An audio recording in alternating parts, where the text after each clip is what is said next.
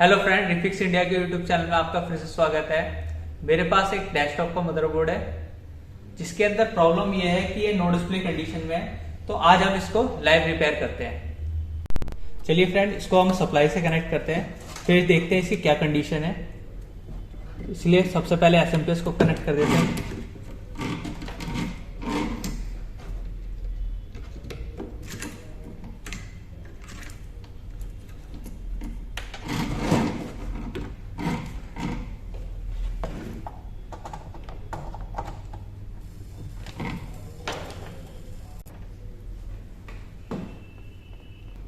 इसकी वीजे कनेक्ट करते हैं।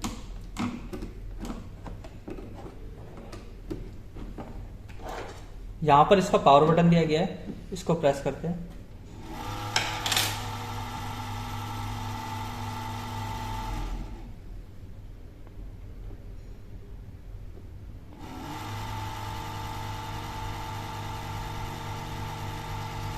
अगर स्क्रीन पर देखें तो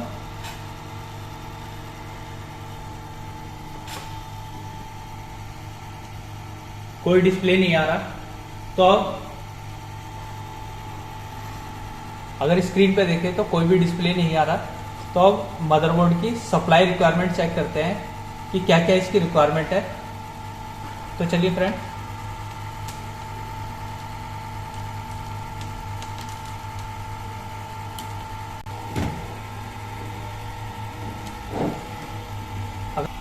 तो फ्रेंड्स सबसे पहले इसकी रैम चेंज करके देख लेते हैं। नो डिस्प्ले कंडीशन में सबसे पहले रैम को चेंज करना पड़ता है। तो इसको पहले हम रैम को चेंज करके देख लेते हैं।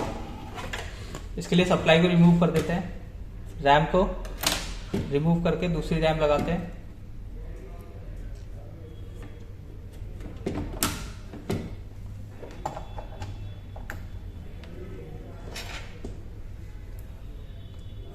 दोबारा से ऑन करते हैं।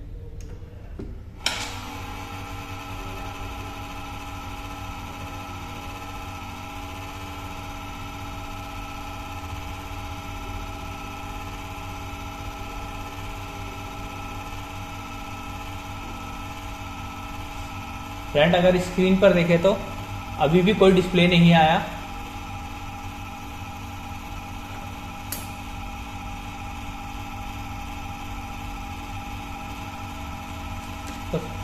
तो अब मदरबोर्ड की सप्लाई रिक्वायरमेंट को चेक करते हैं। सबसे पहले अगर नो डिस्प्ले की कंडीशन में आया तो सबसे पहले रैम सेक्शन को चेक करना पड़ेगा। रैम सेक्शन की सप्लाई देखते हैं अगर ये बन रही है या नहीं बन रही।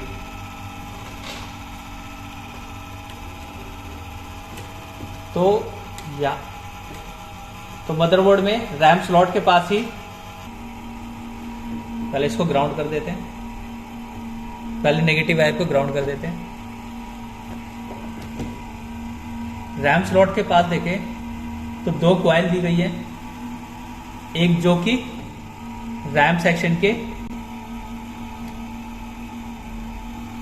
रैम स्लॉट के पास ही दो कॉइल दी गई है जो कि रैम की सप्लाई सेक्शन है।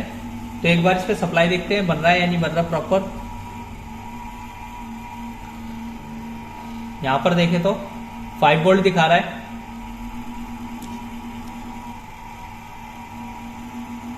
यानी यहां पर सप्लाई इन हो रही है।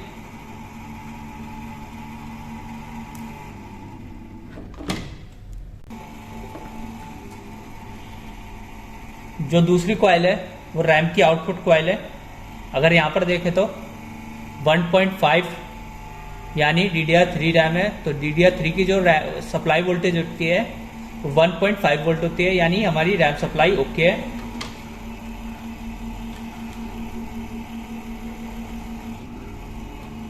अगर यहां पर देखें तो अब इसकी VRM सेक्शन को देखते हैं एक बार।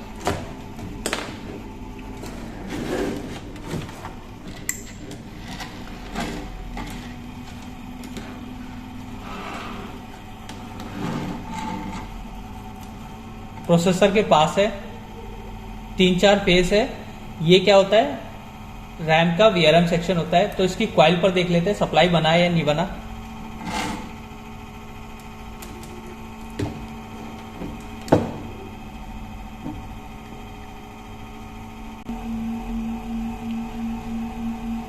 VRM की देखिएगा सप्लाई 1.7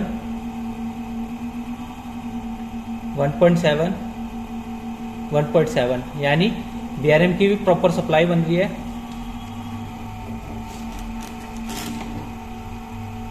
अब इसके अंदर कंडीशन ये हो सकती है या तो IO चिप, अब इस कंडीशन में हो सकता है IO चिप फॉल्टी हो, PCH से कोई सिग्नल ना आ रहा हो, या कोई क्रिस्टल खराब हो, इस वजह से भी नो डिस्प्ले कंडीशन बन सकती है। तो बोर्ड में कोई किसी चीज पे भी काम करने से पहले एक बार हम बायोस को प्रोग्राम कर लेते हैं। हो सकता है कि बायोस का इश्यू है और हम आईओ को चेंज कर दें या आईओ को रिप्लेस कर दें या कुछ भी करें, और प्रॉब्लम जो निकले वो बायोस की निकले, तो पहले हम क्या करते हैं, बायोस को ही प्रोग्राम कर लेते हैं। तो चलिए फ्रेंड, बायोस को प्रोग्राम करते हैं।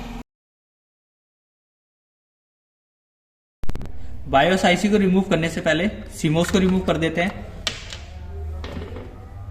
अब बायोस आईसी को रिमूव करते हैं। पहले इस पर थोड़ा सा पेस्ट लगा लेते हैं जिससे कि ये इजीली रिमूव हो जाए।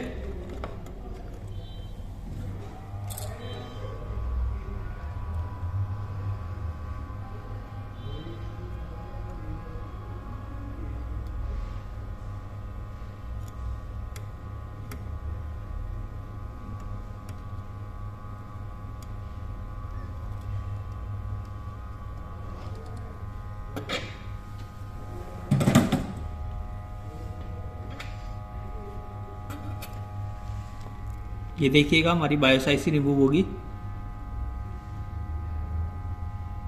अब इसको प्रोग्रामर के थ्रू इसको प्रोग्राम करते हैं। फ्रेंड, हमारे पास बायोस प्रोग्रामर है RT809H, तो इसको हम इसके अंदर बायोस को प्रोग्रामर के अंदर लगाते हैं।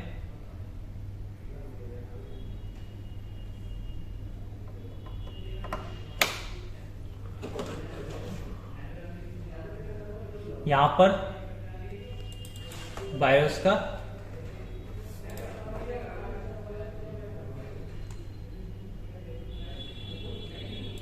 प्रोग्रामर का सॉफ्टवेयर है, इसको ओपन करते हैं।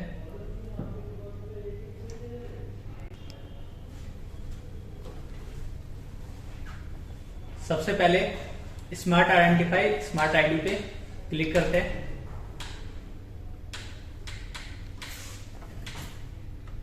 यहाँ पे हमारा बायोस ठीक से शायद डिटेक्ट नहीं हुआ, एक बार इसको रिमूव करके दोबारा लगाते हैं।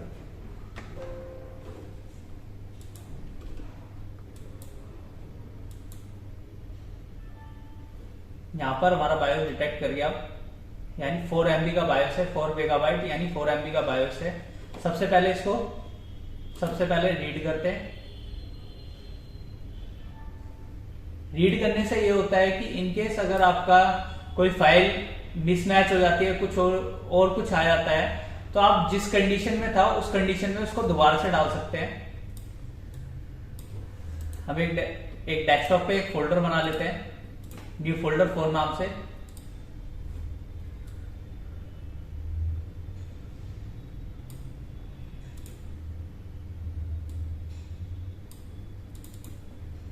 इसको सेव करते हैं।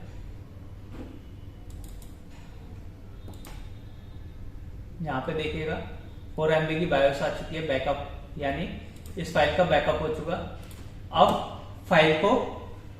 अब आपकी फाइल डाउनलोड करनी पड़ेगी। अब फाइल डाउनलोड करने के लिए अगर मदरबोर्ड पे देखें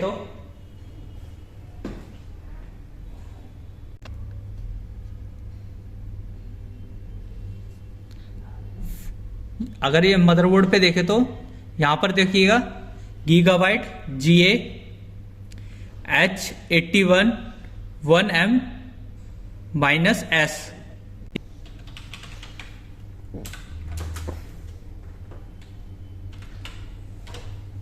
GA H81 1M -S।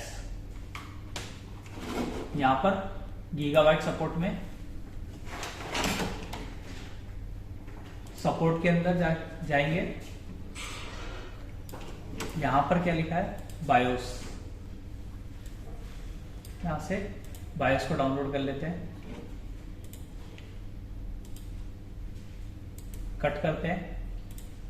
जहां पे हमने बैकअप रखा न्यू फोल्डर 4 के अंदर, उस जगह पे ले जाते हैं।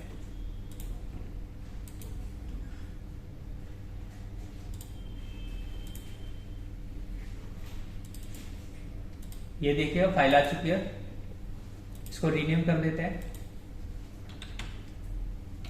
.bin। यस, साइज देखे तो 304,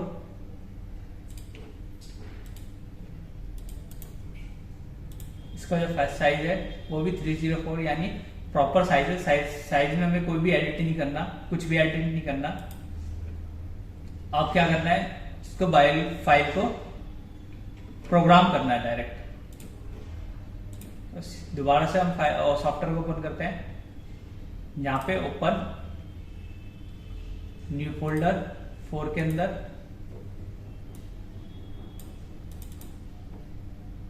यहीं पे हमने फाइल डाउनलोड करके सेव करी थी H681 MS। ओपन करते हैं, इसको राइट कर देते हैं। शायद बायोस का दोबारा से कुछ प्रॉब्लम आ रहा है।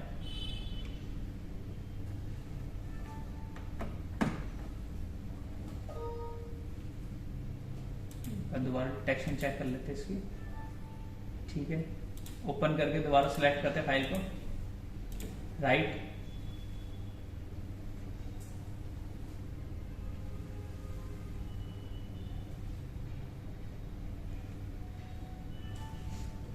यहाँ पे ऑटो इरेज सक्सेसफुल। इसके बाद जो है स्टार्ट राइटिंग, ऑटो वेरीफाई। ये अब क्या है, अब हम आईसी को निकाल के अब प्रोग्रामर में से आईसी को रिमूव करके अब हम मदरबोर्ड पे इसको दोबारा से लगा सकते हैं, सोल्ड कर सकते हैं। तो चलिए अब इसको दोबारा से लगाते हैं। यहां पर देखेंगे तो यहां पर जो है डॉट दिया गया है आईसी में, यहां पर भी डॉट है। तो डॉट से डॉट को लगाना है, यानी 1 नंबर, डॉट मतलब 1 नंबर स्टार्ट हो जाता है।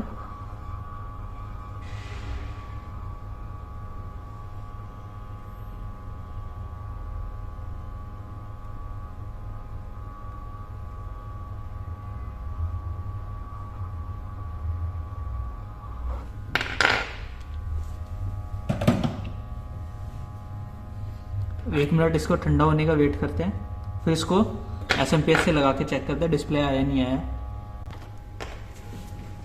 असेंबलिंग की बनानी है वीडियो, 2 मिनट रुकते हैं, ठंडा हो जाएगा। चलिए फ्रेंड, एसएमपीएस को कनेक्ट करते हैं अब।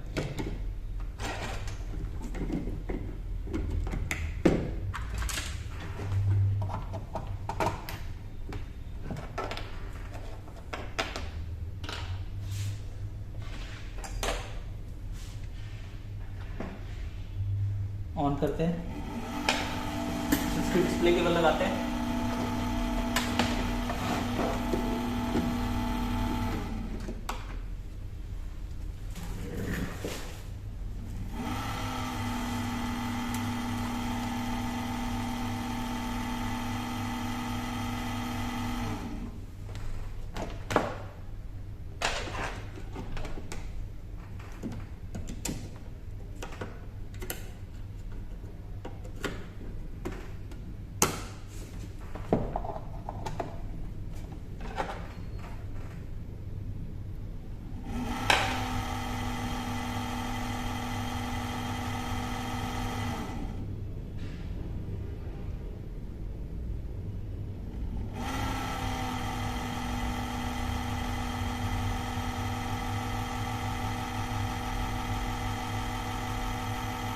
ये देखे तो हमारा डिस्प्ले आ चुका है,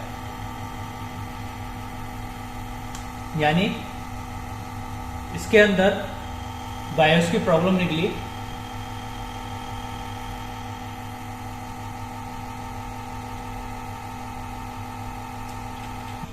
देख सकते हैं दोस्तों किस तरह से मैंने डेस्कटॉप का मदरबोर्ड रिपेयर किया। अगर आप भी इस तरह से रिपेयर करना चाहते हैं और लैपटॉप रिपेयरिंग कोर्स करना चाहते हैं और अपनी अर्निंग को बढ़ाना चाहते हैं तो हमारे दिए गए कॉन्टैक्ट नंबर पे कॉन्टैक्ट कर सकते हैं। Thank you friends.